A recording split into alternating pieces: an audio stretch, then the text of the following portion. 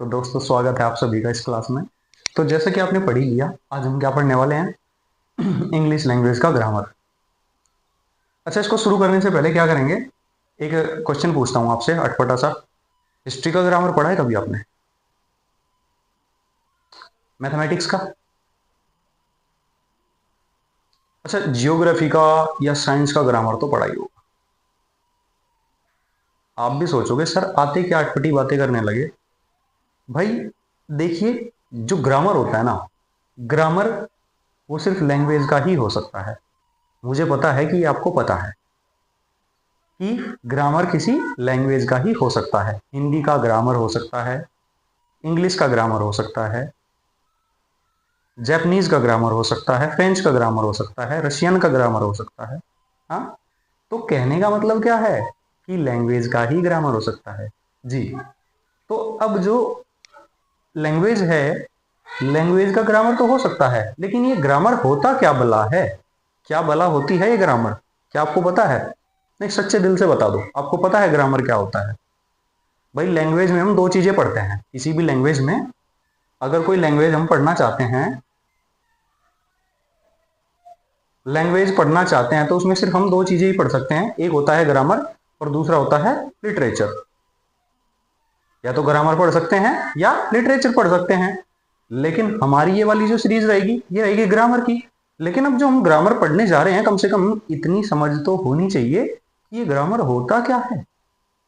Yes और no? भाई हमें इतनी समझ तो होनी चाहिए ना कि ग्रामर आखिर होता क्या है। अच्छा सच्चे दिल से बता दो, पता है तुम्हें ग्रामर क्या होता है? नहीं मतलब बिना किसी हेल्प के, अगर तुम्हें अभी जस्ट मैं पूछ लूं या कोई पूछ ले आके कि तुम क्या पढ़ रहे हो, कि भाई इंग्लिश ग्रामर पढ़ रहे हैं, और तुमसे पूछ लिया जाए कि ग्रामर पढ़ तो रहे हो, ये ग्रामर भला क्या है, होता क्या है ये ग्रामर, तो तुम क्या बोलोगे? नहीं जी, इंग्लिश के नियम होते हैं। नहीं जी, ऐसी तो बात ना है कि नियम को हम ग्रामर कह देंगे। एक्चुअल में ग्रामर जो है एक अध्ययन है। और वो अध्ययन किसका है? वो अध्ययन होता है किसी भी भाषा, जिस भाषा का आप ग्रामर पढ़ रहे हैं उस भाषा की स्ट्रक्चर का। उस भाषा की स्ट्रक्चर क्या है, संरचना क्या है। अगर आपको ये पता था तो आप कमाल के इंसान हैं, फिर तो आप बड़ी जल्दी से मेरा मेथड कैच करने वाले हैं। और अगर आपको नहीं पता था तो कॉन्ग्रेचुलेशन कि आज आपको पता चल गया कि ग्रामर कहते किसे हैं। ग्रामर किसको कहते हैं? Study of structure of a language. किसी भी लैंग्वेज की स्ट्रक्चर की स्टडी को हम क्या कहते हैं? ग्रामर कहते हैं। अब जो आज हम इंग्लिश ग्रामर पढ़ने जा रहे हैं, अच्छा ग्रामर में जब लैंग्वेज की स्ट्रक्चर की स्टडी करेंगे तो सबसे बेसिक यूनिट क्या होती है किसी लैंग्वेज की? सबसे बेसिक यूनिट बता दो। अरे बचपन में स्कूल में जाते ही जब लैंग्वेज पढ़ाई जाती है तो सबसे बेसिक यूनिट पढ़ाई जाती है ना। A for apple, B for ball, C for cat, D for Deepak. अरे मतलब, हाँ मैंने अपना नाम ले दिया भाई, लेकिन जो है ए बी सी डी पे पढ़ाई जाती है ना, अल्फाबेट। अब कहोगे सर हाँ इंग्लिश में तो अल्फाबेट बताए गए थे कि ये तो बिल्कुल बेसिक चीज है, ये तो बेसिक यूनिट है इंग्लिश लैंग्वेज की। हाँ जी, यहीं से ही शुरू करने वाले हैं। अब देख लो, इससे ज्यादा बेसिक अगर किसी ने पढ़ाया हो तो बता देना मुझे। नहीं मतलब फिर बोल देना कि सर फिर आप कुछ नया नहीं लेके आए हो। यहाँ से पढ़ेंगे, ठीक है? इंग्लिश ग्रामर को अलग तरीका है सबसे। तो चलिए शुरू करते हैं एबीसीडी से। नहीं भाई एबीसीडी नहीं पढ़ाने वाला वैसे मैं, लेकिन तुम्हें कुछ ऐसा पढ़ाऊंगा कि तुम्हें मजा आ जाने वाला है। हमें मिलते हैं लेटर। हमने लाइफ में सबसे पहली बार लेटर्स पढ़े थे। और लेटर्स में क्या पढ़ा था हमने? ए, बी, सी, डी, इस तरीके से हमने 26 लेटर्स पढ़े थे। अल्फाबेट भी बोलते हैं इनको। एक्चुअली ये लेटर्स क्या होते हैं? ये सिंबल्स होते हैं जिनके जरिए जो साउंड्स हैं या जो हमारी लिपि होती है उसको हम रिप्रेजेंट करते हैं।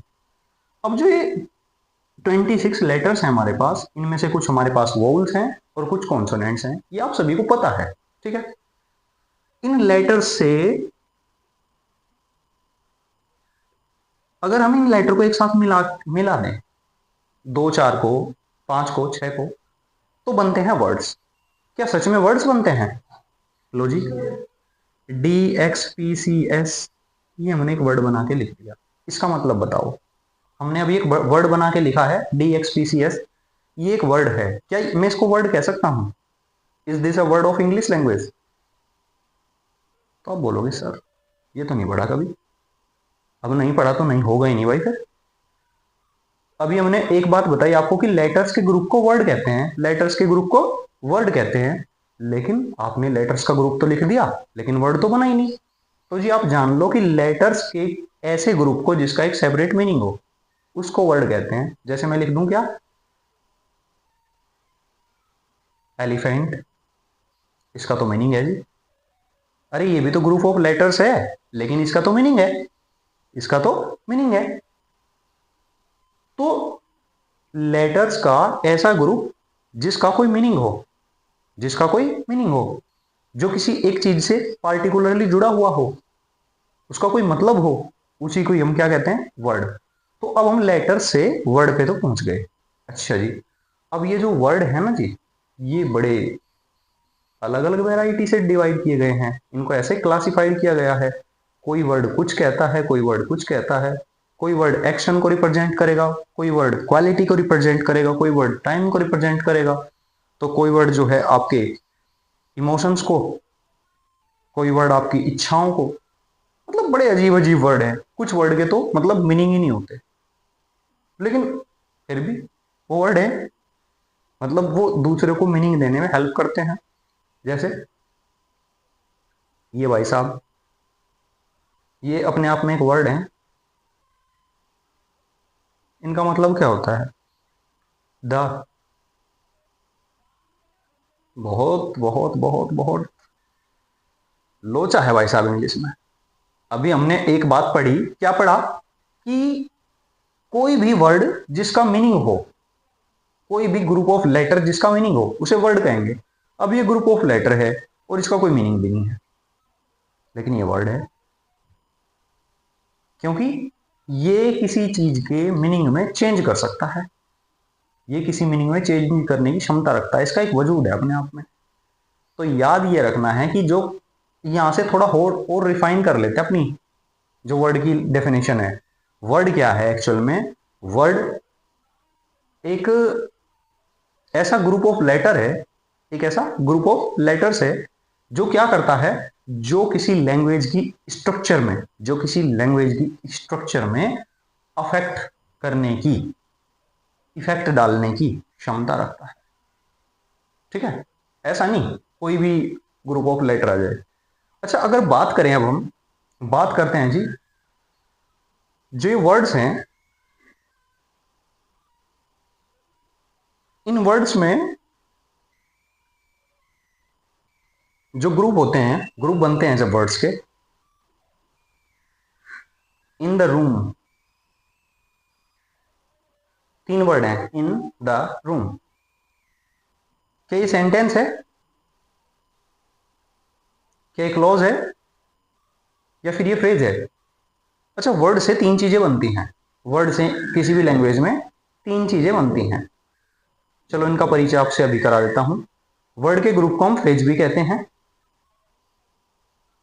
वर्ड के ग्रुप को हम क्लॉज भी कहते हैं, वर्ड के ग्रुप को ही हम सेंटेंस भी कहते हैं। ठीक है, फ्रेज क्या होता है, क्लोज क्या होता है, सेंटेंस क्या होता है, अगर आपको ये पता चल गया तो बस कमाल ही कमाल।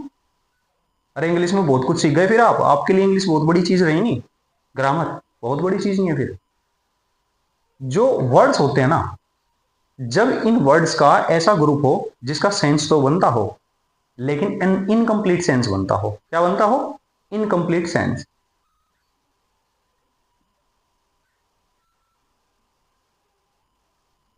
अजी हमने क्या कहा, वर्ड्स का ऐसा ग्रुप जिसका सेंस तो बनता हो लेकिन इनकम्प्लीट हो, तो इनकम्प्लीट सेंस ऑफ वर्ड्स जो होता है उसको कहते हैं फ्रेज।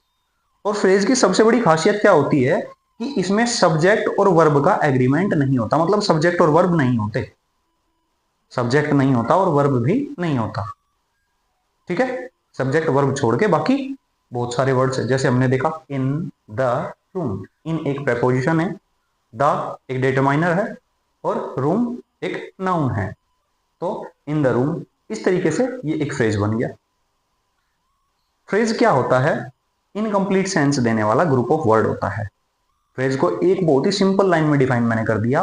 फ्रेज होता है इनकम्प्लीट मीनिंग देने वाला, इनकम्प्लीट मतलब अधूरा अर्थ देने वाला, अधूरा अर्थ देने वाला ग्रुप ऑफ वर्ड्स, शब्दों का समूह। जैसे इन द रूम, मैंने बोल दिया कि भाई कमरे में। अब कमरे में क्या? बिल्ली नाच रही है। हाँ, बिल्ली नाच रही है कमरे में, पता ही नहीं क्या हो रहा है। खाना बन रहा है, आग लग गई, क्या हो गया पता नहीं, कंप्लीट सेंस नहीं निकल रहा कुछ, लेकिन बस बोल दिया इन द रूम। तो इन द रूम बोल दिया ना। अभी जो ये वर्ड्स का ग्रुप है ये बस हमें सेंस तो दे रहा है। इन द रूम, कमरे में, पता चल रहा है भाई, हाँ ठीक है कमरे में, समझ में आ रहा है, लेकिन कंप्लीट सेंस नहीं मिला। इसका मतलब ये क्या है? इन द रूम को हम कहेंगे फ्रेज। और भाई साहब जो फ्रेज होती है ना, ये 3 टाइप की हो सकती हैं। फ्रेज कितने टाइप की हो सकती हैं? 3 टाइप की। कौन कौन सी जी, बता दीजिए। जब किसी सेंटेंस में कोई फ्रेज जो होती है ना, वो नाउन का काम करे तो उसको कहते हैं नाउन फ्रेज। जब किसी सेंटेंस में कोई फ्रेज एडजेक्टिव का काम करे उसको एडजेक्टिव फ्रेज कहते हैं। और जब कोई फ्रेज किसी सेंटेंस में एडवर्ब का काम करे उसको एडवर्ब फ्रेज कहते हैं। 3 टाइप की फ्रेज होती हैं, इससे ज्यादा होती भी नहीं, इतनी सी पढ़नी। लेकिन अब ये सर, ये नाउन, एडजेक्टिव, एडवर्ब ये क्या होते हैं? अरे भैया यही तो होती है सबसे बड़ी चीज इंग्लिश ग्रामर में, पार्ट्स ऑफ स्पीच, भाषा के भेद। पार्ट्स ऑफ स्पीच मतलब भाषा के भेद। यही तो है जो बचपन से ही तुम्हें पढ़ाया जाता है। 6th क्लास में आते ही noun, pronoun, adverb, adjective, verb, preposition, conjunction, interjection, ये पढ़ाए नहीं जाते आपको क्या? इंटरजेक्शन पढ़ाए नहीं जाते क्या आपको? पढ़ाए जाते हैं ना। अरे नाउन तो बचपन से ही रटते हैं। The name of person, place और थिंग इज कॉल्ड नाउन। ये तो सभी की याद होती है। 8 होते हैं ये, वैसे होने को तो देखो 9 होते हैं, लेकिन बेसिकली पढ़ाए 8 ही जाते हैं। अब इसमें जो ग्रेविटिस्ट हैं वो लोग भी थोड़े से मतलब उनमें ना अनबन हो रखी है। कुछ मानते हैं, कुछ नहीं मानते हैं, कुछ अलग तरीके से 9 मानेंगे, कुछ 8 मानेंगे। तो हम जो ज्यादातर मेजोरिटी जहाँ पे जाती है उधर ही बात करेंगे हम भी। हम मान लेते हैं, मतलब मान क्या, एक्सेप्ट हमने कर लिया ज्यादा वालों को, और हम कहते हैं कि noun, pronoun, verb, adjective, adverb, preposition,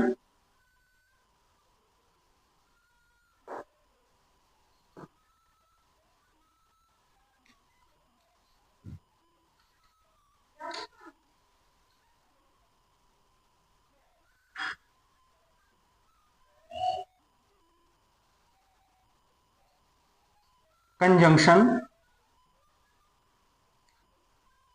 interjection.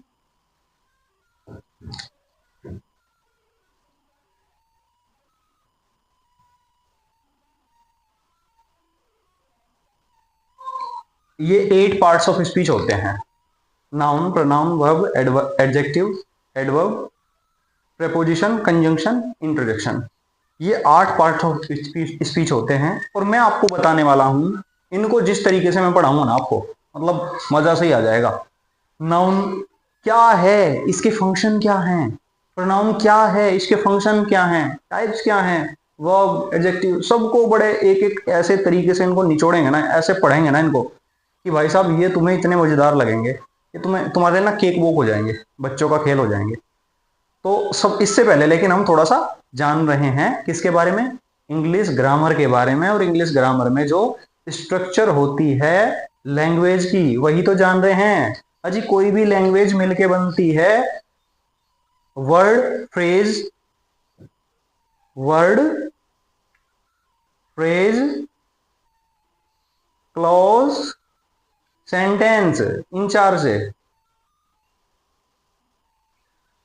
कभी कभी आप बोल देते हो वर्ड, जैसे वर्ड अपने आप में सफिशिएंट होता है कभी कभी बोलना। जैसे आपने क्या बोला? मैंने पूछा स्टूडेंट बताओ 2 + 2 कितना होगा, और आपने बस जस्ट बोल दिया एक वर्ड, क्या, 4। हमारे बीच का कम्युनिकेशन कंप्लीट हो चुका है। हमने एक दूसरे की बातें समझ ली, हमने क्वेश्चन पूछा, आपने जवाब दे दिया, लेकिन आपने तो सिर्फ एक वर्ड यूज किया, 4।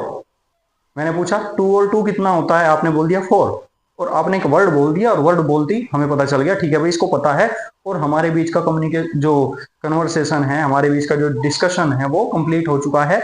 आपने सिर्फ एक वर्ड यूज किया, लेकिन हमने क्या किया था, हमने आपसे ये जो क्वेश्चन पूछा था उसके लिए एक सेंटेंस का यूज किया था। स्टूडेंट्स, 2 + 2 कितना होता है, लेकिन जो हमने सेंटेंस यूज किया था ना जी, ये हमारा जो सेंटेंस था ये इंटेरोगेटिव था। अब जो इंट्रोगेटिव सेंटेंस होते हैं ये कैसे होते हैं और सेंटेंस कितने टाइप के हो सकते हैं, ये अब हम यहाँ डिस्कस करेंगे। देखिए जो वर्ड है ना, वर्ड के बारे में हमने बता ही दिया, वर्ड 8 टाइप्स के होते हैं। कितने टाइप्स के हो सकते हैं जी वर्ड, 8 टाइप्स के हो सकते हैं। या तो नाउन होगा, प्रोनाउन होगा, वर्ब होगा, एडवर्ब होगा, एडजेक्टिव होगा, प्रीपोजिशन होगा, कंजंक्शन होगा, इंटरजेक्शन होगा। ये वर्ड्स के टाइप हैं, वर्ड इतने ही टाइप के हो सकते हैं। अगर फ्रेज की बात कर दें जी, तो जी फ्रेज हमने बता ही दिया, नाउन का काम करेगी तो नाउन फ्रेज हो जाएगी, और अगर वो जो है एडजेक्टिव का काम करेगी तो एडजेक्टिव फ्रेज हो जाएगी, और एडवर्ब का काम करेगी तो एडवर्ब फ्रेज हो जाएगी। क्या समझे, फ्रेज जो है वो 3 तरीके की होगी। ऐसी सेम टू सेम क्लोज है, क्लोज की बात करेंगे। क्लोज, क्लोज क्या होती है जी, क्लोज भी अपना एक मीनिंग देती है, क्लोज भी अपना एक मीनिंग देती है, लेकिन क्लोज भी कभी इनकम्प्लीट मीनिंग देती है, कभी कंप्लीट देती है। एक्चुअली क्लोज उसको तब बोला जाता है जब वो किसी सेंटेंस का पार्ट हो, जब वो किसी सेंटेंस का पार्ट हो। ज्यादातर क्लोज का जो सेंस निकलता है वो इनकम्प्लीट ही होता है। ज्यादातर जो क्लोज होती है, एक्चुअली जब किसी सेंटेंस के अंदर हम क्लोज को स्टडी करते हैं, जब किसी एक सेंटेंस के अंदर एक से ज्यादा सब्जेक्ट और उनके अलग अलग वर्ब्स होते हैं, तब जाके वहां पे हम क्लोज को स्टडी करेंगे, तब पता चलेगा कि भाई डिपेंडेंट क्लोज और इंडिपेंडेंट क्लोज, ये 2 तरीके की क्लोज होती हैं। और जो डिपेंडेंट क्लोज होती है उसको, उसका अपना जो मीनिंग होता है, जो सेंस होता है, वो इनकम्प्लीट होता है। जबकि जो इंडिपेंडेंट क्लोज होती है, इंडिपेंडेंट क्लोज का मीनिंग बिल्कुल पूरी तरीके से कंप्लीट होता है, उसको अपना मीनिंग व्यक्त करने के लिए किसी दूसरे क्लोज की जरूरत नहीं पड़ती। ठीक है, जब क्लोज को डिटेल स्टडी करेंगे वो पढ़ेंगे हम इसके बारे में। तो अभी हम आपको पहले बता दें कि जो क्लोज है वो 2 तरीके की होती हैं बेसिकली। कौन कौन सी जी क्लोज होती है हमारी, डिपेंडेंट क्लोज, इंडिपेंडेंट क्लोज। तो जो डिपेंडेंट क्लोज है उसको, वो क्या होगी, उसका जो मीनिंग होता है वो इनकम्प्लीट होता है। और डिपेंडेंट क्लोज में हमारी क्या आ जाती हैं, डिपेंडेंट क्लोज में हमारी आ जाती हैं कोऑर्डिनेट क्लोज और सबऑर्डिनेट क्लोज।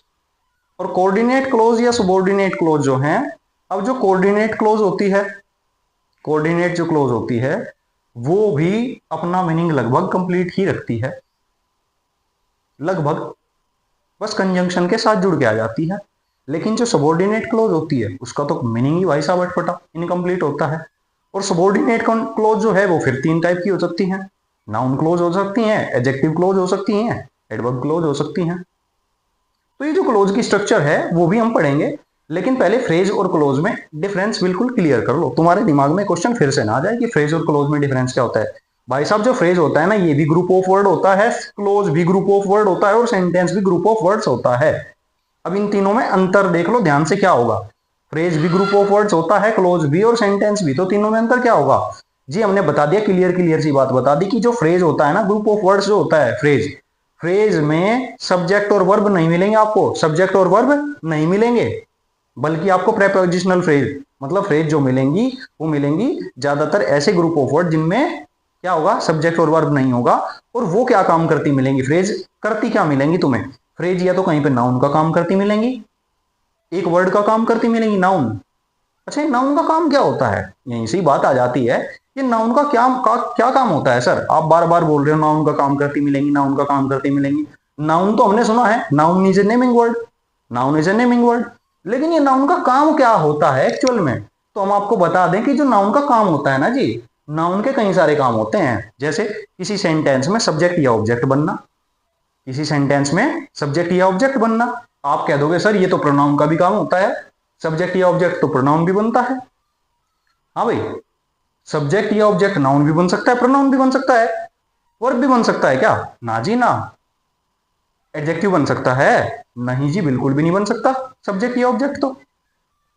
एडवर्ब बन सकता है? ना जी।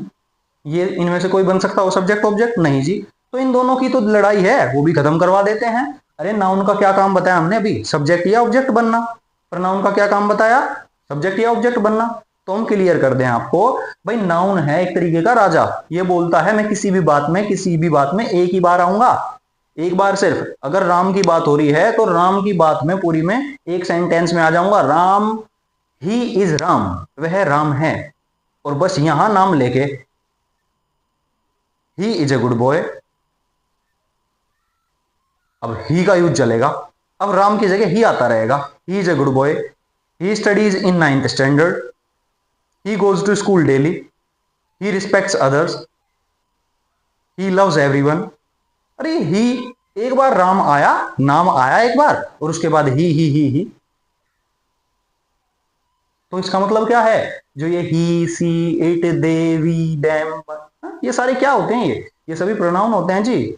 डिटेल स्टडी भी करेंगे, टेंशन मत लेना। आज थोड़ा सा बेसिक बताने आ रहा हूं, बस बेसिक बता दूं कि लैंग्वेज, एक्चुअल में लैंग्वेज की स्टडी होती क्या है, लैंग्वेज की स्टडी होती क्या है, यही तो बता रहा हूं आज। तो जी हमने अभी आपको बता दिया कि वर्ड 8 टाइप्स के होते हैं, सबके अपने अलग अलग फंक्शन होते हैं। नाउन के अलग फंक्शन है, सब्जेक्ट ऑब्जेक्ट बनना, प्रोनाउन के अलग फंक्शन है। अब नाउन के जो फंक्शन है हमने क्या बताया? नाउन जो है आपका सिंगुलर प्लूरल हो सकता है, लेकिन क्या प्रोनाउन सिंगुलर प्लूरल हो सकता है? यस और नो? ना जी ना, ये तो नहीं हो सकता सिंगुलर प्लूरल। क्या हो सकता है? क्यों नहीं हो सकता? ही सिंगुलर प्रोनाउन है जी, और वी प्लूरल प्रोनाउन है, हो सकता है। अच्छा, नाउन के साथ तो हम आर्टिकल का यूज कर सकते हैं, अ बॉय, द बॉय। ही के साथ, इसके साथ, प्रोनाउन के साथ कभी आर्टिकल देखे हैं? द ही, आ ही, असी, दादे, कभी देखा है? ये नहीं देखा ना। प्रोनाउन के साथ आर्टिकल नहीं आते। तो जी जो नाउन के अपने फंक्शन है, जैसे किसी सेंटेंस में सब्जेक्ट या ऑब्जेक्ट बनना, सिंगुलर या प्लूरल बनना, है ना, जेंडर को बताना, आर्टिकल का यूज हो जाता है इससे पहले, ये सारे फंक्शन किसके हैं? नाउन के फंक्शन है। और जब कोई ग्रुप ऑफ वर्ड इस फंक्शन को करने लगे, उसको बोलते हैं जी नाउन फ्रेज। क्या बोलते हैं उसको? Noun phrase. क्लियर है बात? अब ये जो ग्रुप ऑफ वर्ड है, अगर ये कभी इसके काम करने लगे, एडजेक्टिव का काम करने लगे, अब आप कहोगे सर एडजेक्टिव के काम भी बता दो एक आधा, जब काम बता ही रहे हो आप तो जी एडजेक्टिव के काम भी सुन लीजिए। ये सब्जेक्ट कॉम्प्लीमेंट बन सकता है, ऑब्जेक्ट कॉम्प्लीमेंट बन सकता है, किसी भी वर्ड के बारे में अधिक जानकारी देता है। क्या करता है? किसी भी वर्ड के बारे में अधिक जानकारी देता है। हमने क्या बताया जी? एडजेक्टिव क्या करता है? किसी भी वर्ड के बारे में, किसी भी वर्ड क्या, स्पेशली नाउन और प्रोनाउन के बारे में, नाउन और प्रोनाउन के बारे में एक्स्ट्रा इंफॉर्मेशन देने वाले वर्ड को सेंटेंस के अंदर, उसको क्या कहते हैं? एडजेक्टिव कहते हैं। और एडजेक्टिव जो होते हैं, एडजेक्टिव कॉम्प्लीमेंट बनते हैं, सब्जेक्ट कॉम्प्लीमेंट बनेंगे, ऑब्जेक्ट कॉम्प्लीमेंट बनेंगे, कॉम्प्लीमेंट ही तो बनते हैं, ज्यादा एडवांस एक्स्ट्रा इंफॉर्मेशन देते हैं नाउन या प्रोनाउन के बारे में। तो जी हमने आपको क्लियर कर दिया। क्या क्लियर कर दिया? कि फ्रेज जो है या तो वो नाउन हो सकता है या फिर वो एडजेक्टिव फ्रेज हो सकता है। फ्रेज कब? Group of words. अरे अगर अकेला जो वर्ड है वो एडजेक्टिव का काम करेगा, वो तो एडजेक्टिव है ही, लेकिन अगर 3-4 वर्ड मिलके अकेले एक एडजेक्टिव का काम कर रहे हैं, तब जाके वो एडजेक्टिव फ्रेज है, तब जाके वो नाउन फ्रेज है, अगर नाउन का काम कर रहे हैं। और अगर एडवर्ब का काम करेंगे तो क्या बन जाएंगे? एडवर्ब फ्रेज बन जाएंगे। कौन सी बड़ी बात है? एडवर्ब का अगर काम करेंगे तो क्या बन जाएंगे? एडवर्ब फ्रेज बन जाएंगे। एडवर्ब फ्रेज, भाई एडवर्ब का क्या फंक्शन होता है? एडवर्ब का फंक्शन क्या होता है? आप पूछने लग जाए मेरे से कि सर बताइए एडवर्ब का फंक्शन क्या होता है। तो जी एडवर्ब का फंक्शन होता है कि कोई भी जो वर्ब है, कोई भी जो एक्शन है, वो कैसे हो रहा है उसके बारे में एक्स्ट्रा इंफॉर्मेशन देगा जो वर्ड। जो काम हो रहा है किसी सेंटेंस में, वो हो कैसे रहा है, कहां हो रहा है, कब हो रहा है, उसके बारे में। एडवर्ब ऑफ प्लेस भी होते हैं, एडवर्ब ऑफ टाइम होते हैं, एडवर्ब ऑफ फ्रीक्वेंसी होते हैं, है ना। एडवर्ब ऑफ रीजन होते हैं। तो बहुत तरीके के जो एडवर्ब होते हैं वो वर्ब के बारे में एक्स्ट्रा इंफॉर्मेशन देते हैं। अभी हमने क्लियर कर दिया फ्रेज 3 टाइप्स के होते हैं, वर्ड हमने बताई दिया 8 टाइप से डिवाइड किए गए हैं। क्लोज के बारे में भी सुन लीजिए। क्लोज बेसिकली 2 तरीके से डिवाइड करी जाती है। कौन कौन सी? एक तो होती है डिपेंडेंट क्लोज, एक होती है इंडिपेंडेंट क्लोज। अरे इंडिपेंडेंट क्लोज का क्लोज कब कहेंगे? जब सब्जेक्ट वर्ब एग्रीमेंट हो जाएगा, सब्जेक्ट भी मिलेगा और वर्ब भी मिलेगा। जब ये दो चीज मिलेंगी तब ही क्लोज बनती है। याद रखना भाई साहब, अकेला सब्जेक्ट क्लोज नहीं बना सकता, अकेला वर्ब क्लोज नहीं बना सकता। सब्जेक्ट प्लस वर्ब मिलना ही होगा, मिलना ही होगा, तभी जाके बनेगा क्या? तभी जाके बनेगा हमारा क्लोज, नहीं तो नहीं बनेगा।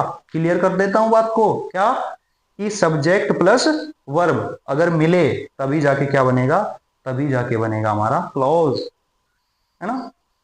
सब्जेक्ट प्लस प्रेडिकेट भी कुछ लोग पढ़ाते हैं इसको, कुछ लोग कहते हैं ना कि सब्जेक्ट प्लस प्रेडिकेट उसका मिल जाए तब जाके क्लोज बनता है। तो जी हाँ, बिल्कुल मान लेंगे, कोई बड़ी बात नहीं है। 2 तरीके के हो सकते हैं जी ये क्लोज, डिपेंडेंट, इंडिपेंडेंट। अच्छा एक बात बताओ, मैं एक सेंटेंस लिख देता हूं, ही is honest, he is honest, ये लीजिए, ही इज ऑनेस्ट, मैंने लिख दिया। अब इसको फुल स्टॉप लगा दिया। अब मैं इसको क्लोज कहूं कि मैं इसको जो है सेंटेंस कहूं? ये बड़ा डाउट आ गया। सर सब्जेक्ट भी है वर्ब भी है, मतलब सब्जेक्ट और प्रेडिकेट दोनों है, तो अब इसको मैं सेंटेंस कहूं या क्लोज कहूं? जब आपने कह दिया कि सब्जेक्ट प्लस वर्ब होना चाहिए तो बन जाएगा। अब देखो फ्रेज तो हो नहीं सकता, फ्रेज में हमने क्या बात कर दी थी? फ्रेज में हमने कहा था जी सब्जेक्ट वर्ब का एग्रीमेंट नहीं होगा, फ्रेज तो नहीं हो सकता, वर्ड भी नहीं है ये, अब फ्रेज भी नहीं है। लेकिन क्वेश्चन ये है कि ये क्लोज है या फिर सेंटेंस है, मैं इसको क्या कहूं? तो मैं कहना चाहता हूं कि ही इज ऑनेस्ट। अगर ये ऐसे ही लिखा है तो अब ये एक सेंटेंस है, लेकिन मैं इसको एज ए क्लोज यूज कर सकता हूं। कैसे? I told you that he is honest, I told you that he is honest. जब ये किसी एक सेंटेंस का भाग बन जाए, मैं एक सेंटेंस लिखूं, I told you that he is honest, अब उस सेंटेंस के अंदर आ गया ही इज ऑनेस्ट, बन गया जी close. That he is honest बन गया ना क्लोज। तो कहने का मतलब यही है जी, जब कोई सेंटेंस, कोई सब्जेक्ट प्लस वर्ब का एग्रीमेंट किसी सेंटेंस के अंदर घुस जाए, किसी सेंटेंस का पार्ट बन जाए, तब उसको क्या कहते हैं? क्लोज कहते हैं। और क्लोज कितने तरीके की हो सकती हैं? Dependent and independent. अब डिपेंडेंट जो क्लोज होती हैं उनका अपना कंप्लीट मीनिंग होता है। जैसे आई टोल्ड यू, मैंने तुम्हें बताया था, बताया था, आई टोल्ड यू, मैंने तुम्हें बताया था। क्या बताया था? That he is honest. अब मैं बस आके बोलूं दैट ही इज ऑनेस्ट, कि वह ईमानदार है। अटपटा लग रहा है सर सुनने में कि वह ईमानदार है, इसके आगे पीछे जरूर कुछ होगा, इसके आगे पीछे जरूर कुछ होगा। तो जरूर कुछ होगा ना। जो क्लोज किसी कंजंक्शन के साथ जुड़कर आती है, जो क्लोज किसी कंजंक्शन के साथ जुड़कर आती है, उस क्लोज को हम कहते हैं डिपेंडेंट क्लोज। जो क्लोज बिना कंजंक्शन के लिखी जाती है उसको कहते हैं इंडिपेंडेंट क्लोज। खुद पे ही निर्भर होती है, अपने आप में पूरा मीनिंग दे देती है। I told you, I told you क्या है? आई टोल्ड यू एक क्लोज है, मैंने कह दिया इंडिपेंडेंट क्लोज है क्योंकि इसमें कंजंक्शन जुड़ ही नहीं रहा। लेकिन दूसरे वाली क्लोज देखो, that he is honest, that he is honest, इसमें दैट जुड़ गया जाके। कंजंक्शन क्या होते हैं सर, ये भी बता दीजिए। अरे भाई वर्ड को वर्ड से जोड़ दे, फ्रेज को फ्रेज से जोड़ दे, क्लोज को क्लोज से जोड़ दे, सेंटेंस को सेंटेंस से जोड़ दे, ऐसे वर्ड जो जोड़ने का काम करते हैं उनको कंजंक्शन कहते हैं। अब कंजंक्शन को डिटेल में पढ़ेंगे, ये भी अलग अलग टाइप के होते हैं, ठीक है। अभी बस इतना जान लीजिए, इतना जान लीजिए कि जो क्लोज होते हैं वो डिपेंडेंट इंडिपेंडेंट 2 तरीके से हैं, और डिपेंडेंट क्लोज भी हमारे जो हैं कोऑर्डिनेट और सबऑर्डिनेट में बटे हुए हैं। और जो सबऑर्डिनेट क्लोज होते हैं हमारे, सबऑर्डिनेट क्लोज भी हमारे क्या होते हैं? वो 3 तरीके के होते हैं। कौन कौन से? Noun close, adverb close, adjective close. अरे नाउन, एडजेक्टिव, एडवर्ब, ज्यादा समझने की जरूरत नहीं है, बहुत ज्यादा दिमाग मत लगाओ, वही बात है। कोई क्लोज नाउन का काम करेगा तो नाउन क्लोज कहलाएगा, कोई क्लोज एडजेक्टिव का काम करेगा, एडजेक्टिव क्लोज कहलाएगा, कोई क्लोज एडवर्ब का काम करेगा, एडवर्ब क्लोज कहलाएगा। कौन सा बड़ी बात है? अब सर ये कोऑर्डिनेट और सबऑर्डिनेट क्लोज समझा दो, ये भी समझा देंगे जी, समझाएंगे, टेंशन मत लो। सेंटेंस के टाइप जान लो। सेंटेंस इनके बेस पे ना 3 टाइप में बढ़ जाते हैं। कौन कौन से? एक तो सिंपल सेंटेंस होते हैं। सिंपल सेंटेंस में एक सब्जेक्ट होगा, उसके साथ 2 वर्ब हो सकती हैं, 2 से ज्यादा वर्ब हो सकती हैं, ये एक वर्ब भी हो सकता है। एक सेंटेंस हो सकता है, एक वर्ब होगा, 2 वर्ब होगा, 3 वर्ब, लेकिन सब्जेक्ट एक ही होगा। जैसे जैसे राम इज गोइंग। अरे मैंने कहा Ram is going, simple sentence है जी। Ram is sitting and writing, Ram is sitting and writing. Ram is coming and fetching food for me. Ram is coming, Ram आ रहा है, and fetching food for me, और मेरे लिए खाना ला रहा है। वर्ब दो दो दो कर रहा है, 2 से ज्यादा भी कर देगा भाई। एक सब्जेक्ट जब कई सारे काम कर दे, कई सारे वर्ब उसके साथ अटैच्ड कर दोगे, तो उसमें कोई दिक्कत नहीं है, सिंपल ही सेंटेंस रहेगा। और एक से ज्यादा सब्जेक्ट जब एक ही काम कर रहे हो, मैं कह दूं Ram and Shyam are coming, Ram and Shyam are coming, Ram और श्याम दोनों ही आ रहे हैं, सब्जेक्ट तो 2 हो गए, Ram and Shyam are coming, आ रहे हैं दोनों के दोनों। तो अब ये क्या हो गया? ये हो गया जी 2 सब्जेक्ट हैं और काम हो रहा है आने का, एक ही काम हो रहा है दोनों का, तो जी सिंपल सेंटेंस है। स्ट्रक्चर बेस पे भाई साहब 3 ही टाइप के होंगे सेंटेंस। सेंटेंस के बारे में समझाने लग गया अब मैं। स्ट्रक्चर बेस पे सेंटेंस होंगे 3 टाइप के। अब मैं क्लियर कर रहा हूँ, स्क्रीनशॉट ले लियो यहाँ पे, कुछ समझ में ना आया तो। सेंटेंस समझाने के लिए बात कर दूं, वैसे तो भाई सेंटेंस होते हैं 5 टाइप के। 5 टाइप के कौन कौन से आपको पता ही है, ये तो बच्चे बच्चे को पता रहता है कौन कौन से होते हैं भाई वे 5 टाइप के सेंटेंस। असर्टिव, इंटेरोगेटिव,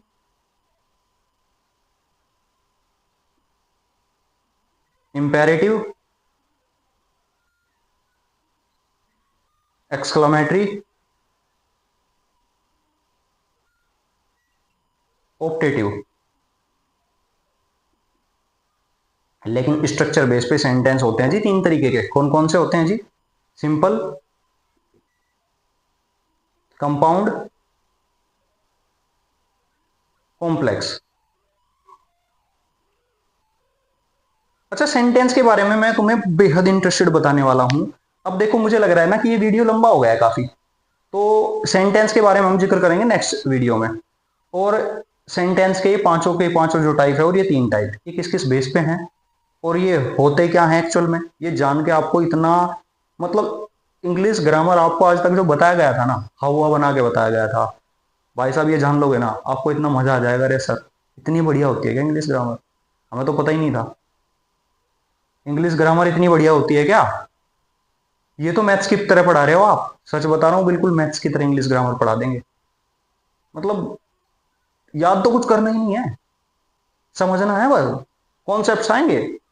और इंग्लिश ग्रामर ये जो है ना, ये बड़े बड़े एग्जाम्स होते हैं जिनमें इंग्लिश ग्रामर आता है, कुछ नहीं है भाई, हवा है हवा, बेवजह डरा रखा है बच्चों को। चलो खैर, हमारी यात्रा लंबी रहेगी। ये हमारी इंग्लिश ग्रामर का पहला वीडियो है। अगर पसंद आए तो मुझे बताना कि तुम्हें ये तरीका समझ आया या थोड़ा कुछ चेंज करने की जरूरत है, ज्यादा स्पीड में तो नहीं हो गया मामला। और सबसे बड़ी बात, इन सेंटेंस के टाइप के बारे में थोड़ा बहुत पढ़ लियो कहीं से, और अगर नहीं भी पढ़ोगे तो टेंशन मत लो, मैं करा दूंगा, मैं हूं, भरोसा रखो, कोई टेंशन नहीं है। चलो ठीक है, आज के लिए इतना ही, थैंक यू। कमेंट में जरूर बता दियो भाई समझ में आया, तरीका कैसा लगा, कुछ दिक्कत हो डाउट हो तो कमेंट्स में लिख देना जरूर, ठीक है। बस आज के लिए यही, थैंक यू।